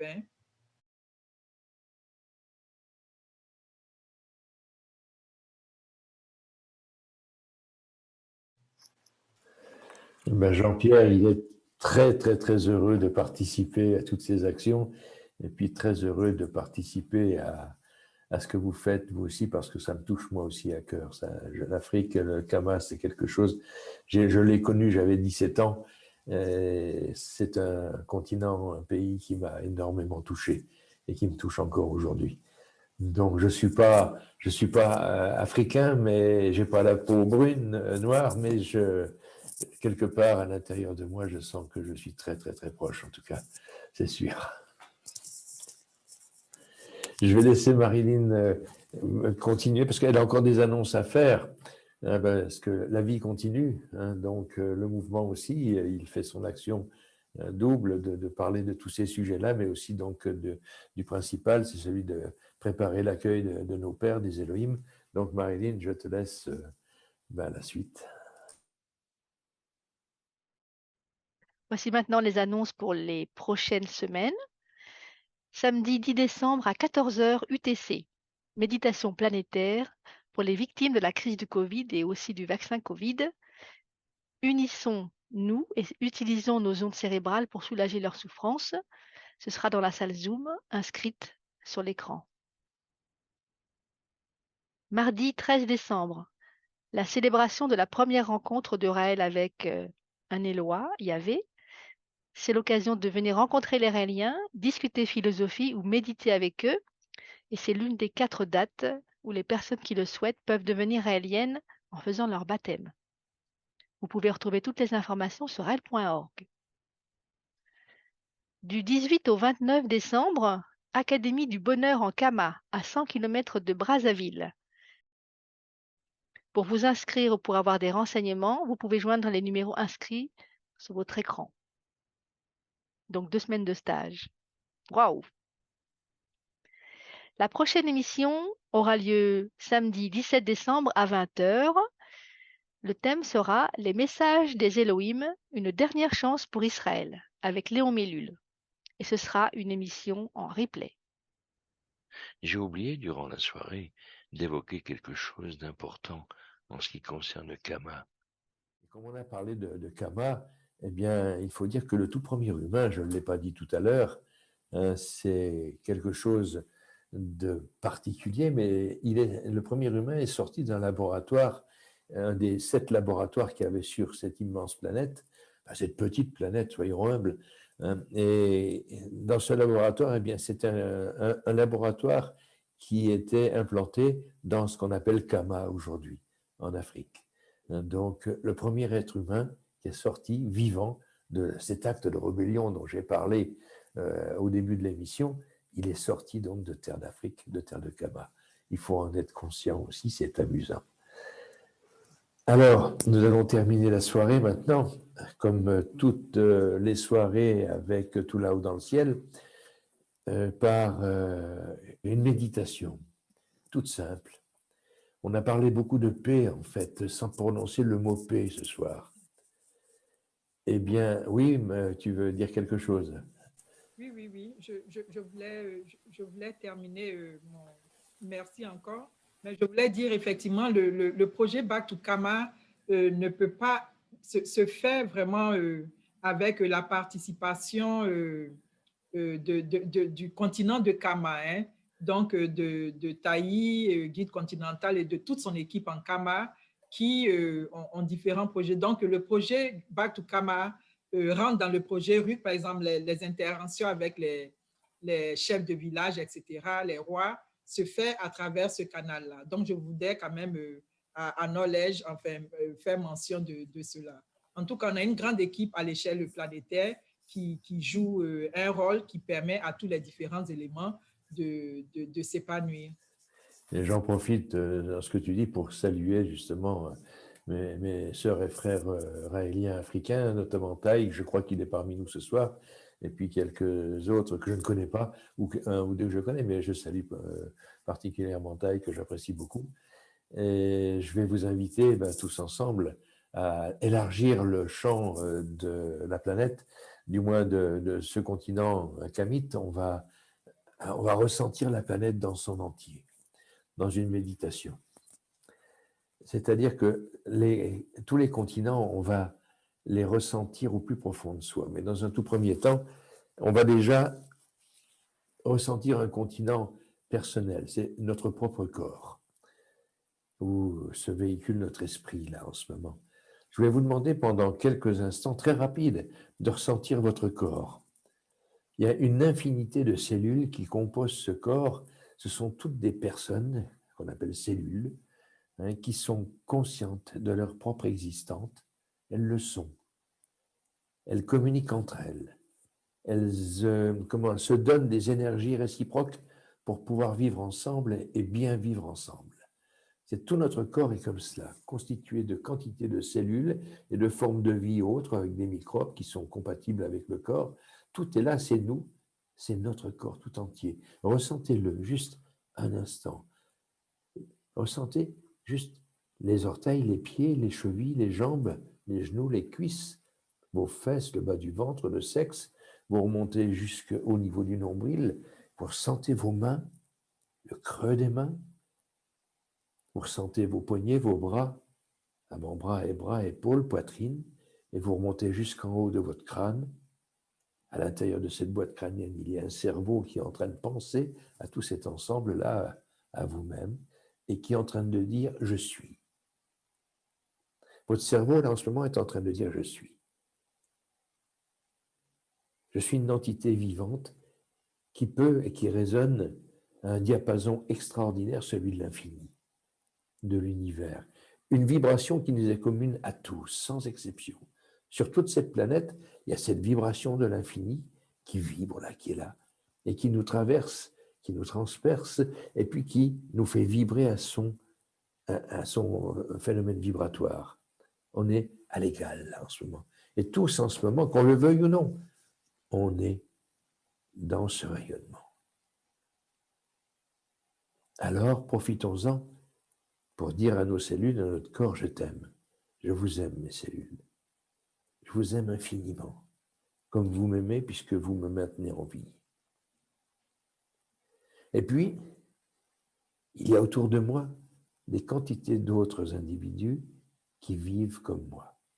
Il y a de la nature, de l'herbe, des animaux. Il y a de tout. Ressentez, nous sommes au même diapason, au même rayonnement, à la même onde. Et comme on a dit à notre corps, je t'aime, on peut dire à toutes ces formes de vie et aux humains en particulier, qui sont tout autour de nous, je t'aime. Je te souhaite la plus belle paix à l'intérieur de toi.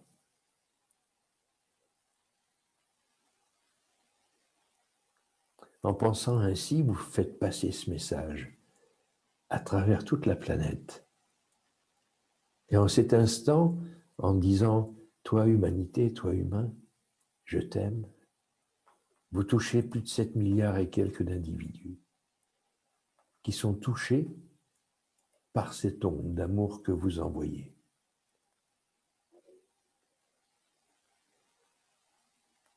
Et vous pouvez dire « paix ».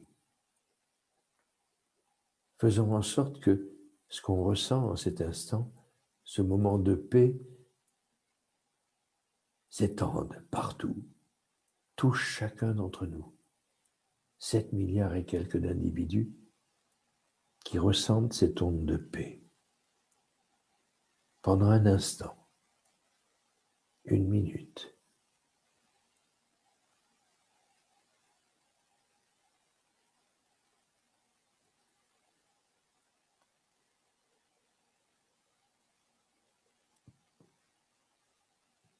Que la paix soit en vous, autour de vous, vers ceux que vous connaissez et tous les inconnus que vous ne connaissez pas, mais qui sont là, en cet instant. 1 minute pour la paix. Voilà. C'était cette petite méditation que je voulais vous inviter à pratiquer avant de nous quitter. C'est un rendez-vous que je vous donne, comme tout à chaque fois, tous les jours à 10h55. Prenez le temps de prendre 1 minute. Juste 1 minute pour faire ce petit exercice. Pensez à la paix à travers le monde. Pensez à la paix dans l'esprit de tous les individus de la Terre. Kama va nous sauver, mais nous serons aussi partenaires dans ce sauvetage, en prenant 1 minute tous les jours à 10h55, juste pour penser à la paix et à l'amour de l'humanité.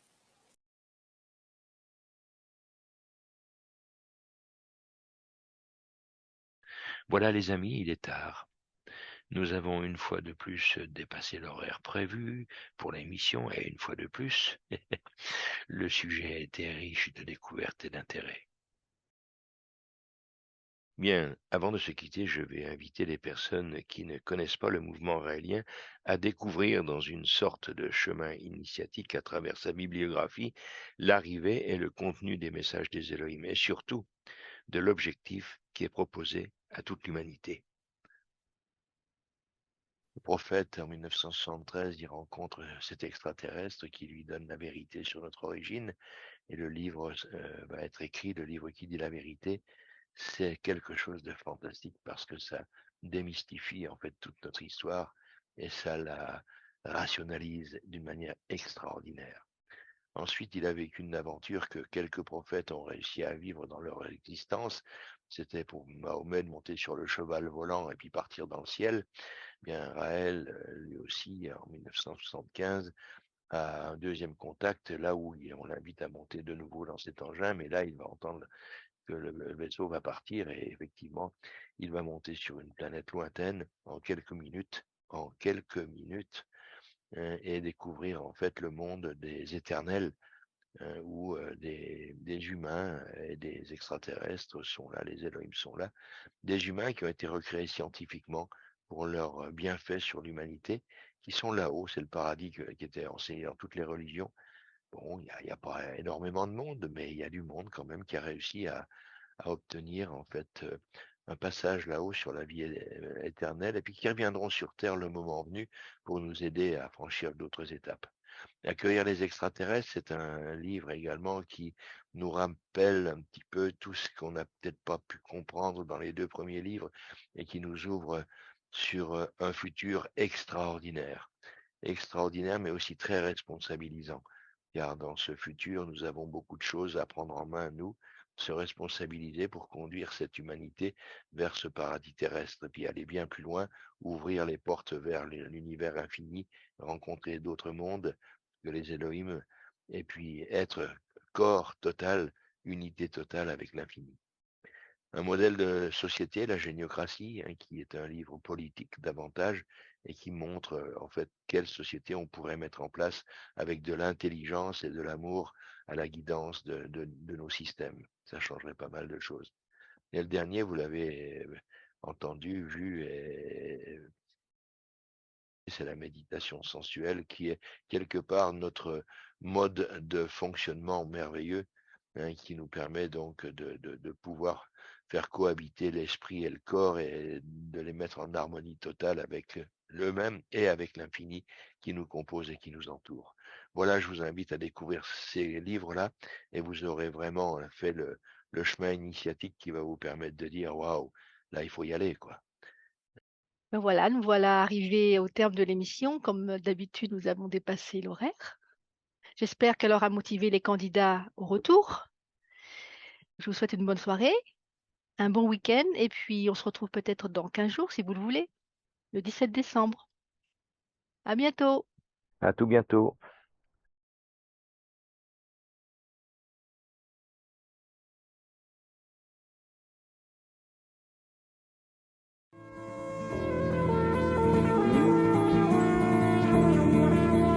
Tout là-haut dans le ciel, de grands yeux te regardent, et toi tu ne les vois pas. Tout là-haut dans le ciel, au milieu des étoiles, des gens vivent tout comme toi. Ça fait bien longtemps qu'ils sont venus pour créer la vie sur notre terre. C'est le premier homme qu'ils ont fait. Ils se sont mis à l'aimer.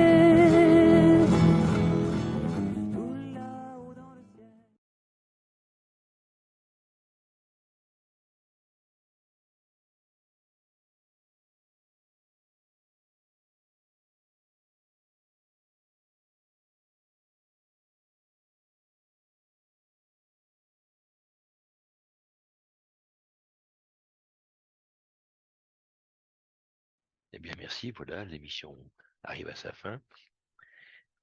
Gwedia viendra nous expliquer un petit peu ce qui s'est passé entre l'année dernière et puis maintenant, quoi. Je pense que d'ici 6 mois, on aura le plaisir d'inviter Gwedia de nouveau pour qu'elle nous parle de Kama et de ce grand projet qui est Back to Kama.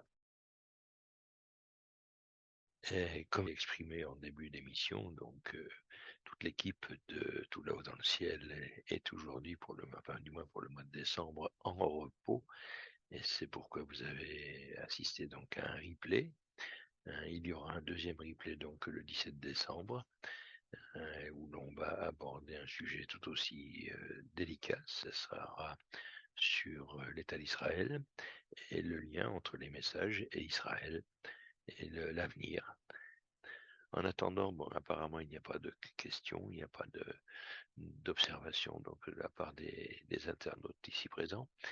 Eh bien, je vous souhaite une bonne soirée et puis peut-être au 17 décembre, je l'espère.